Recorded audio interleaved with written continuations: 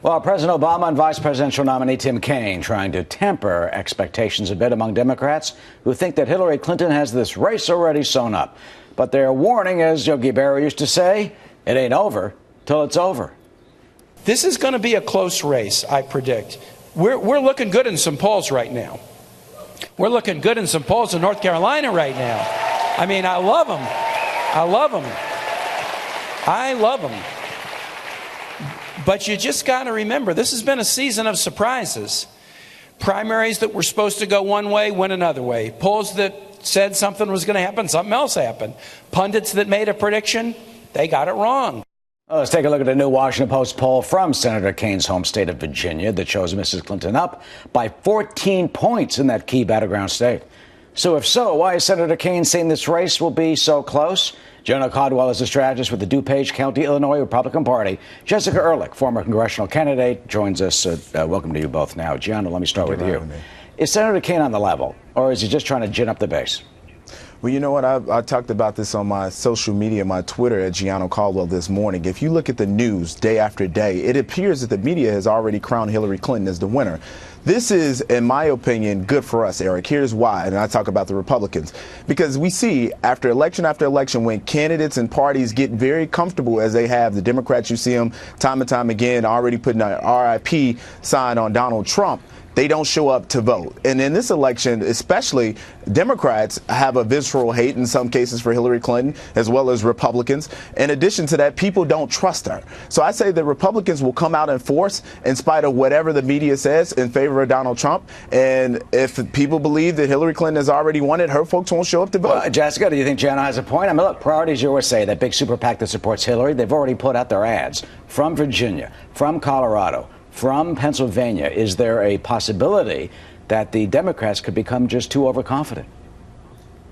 I don't think so. I think that's why you've seen not only Senator Kaine, but also President Obama remind everyone time and again to make sure that there's going to be a huge ground effort. Because most of these states, while yes, there's some states like Virginia where the lead has increased now into double digits, we're still in that margin of error, and it's between 4 and 5 points with Hillary Clinton leading. So it's definitely going to be a major ground effort. We've got 3 months to go, as we've seen time and again in the last 2 years.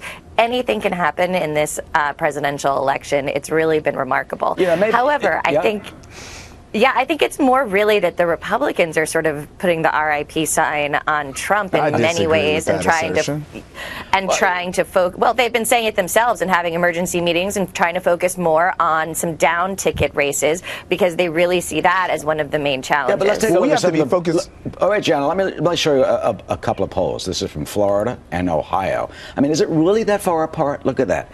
This is Florida. Mrs. Clinton is up by 5 points. That's not, 15 points. And in Ohio, she's up by just 4 points. That's not a lot. Gianna, you think Trump can make up the difference?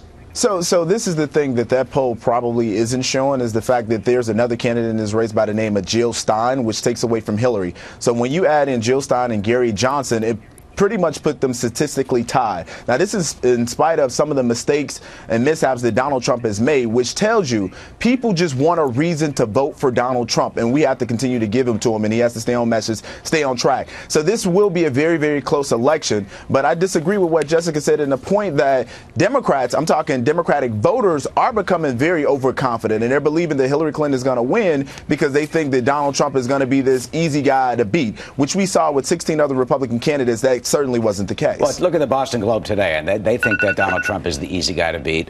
Is the presidential election essentially over? This is what they're asking.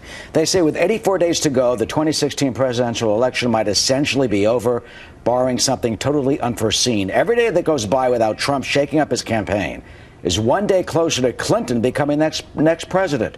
It's like when the New England Patriots have the ball with a 17-point lead midway through the third quarter.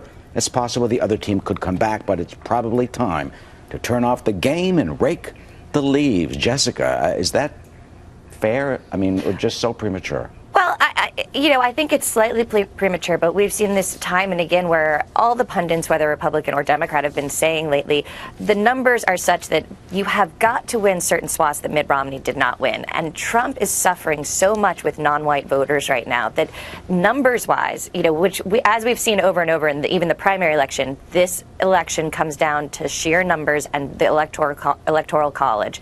And which are the states that he's going to be able to win? Florida is historically now, the past 3 election cycles for the presidential race, a very slim margin, even for President Obama. It's just one of those states. Ohio, we know very similarly, it's one of those states that has to be won.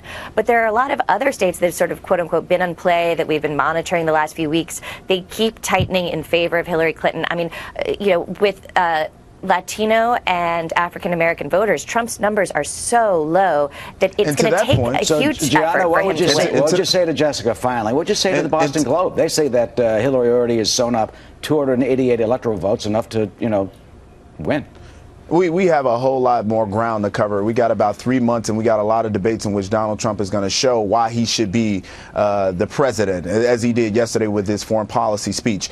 In addition to that, to Jessica's point, in terms of making up the ground when it comes to minorities, the RNC just hired some folks, Ashley Bell being one of them, to handle or oversee the African American outreach. They've hired some Hispanic staffers as well. So I think we're putting the infrastructure in place to get some of those voters. Of course, with any Republican, there's not a huge amount of minority voters that you generally get. But I think we have some ability to make up some ground, especially considering the fact that Hillary Clinton has a history with African Americans that haven't been positive. And when I say that, I'm talking about the 94 crime bill. I'm talking about calling African Americans super predators, and her saying things when it's politically expedient, when she believes she can get away with it. So long as we continue to bring up those things, I think we can build a stronger case in terms of getting black support. All right, well, as the Boston Globe perhaps would say, you're on the 30-yard line now.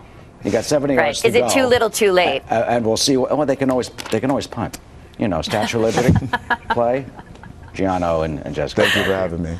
Somehow, I don't think punting is going to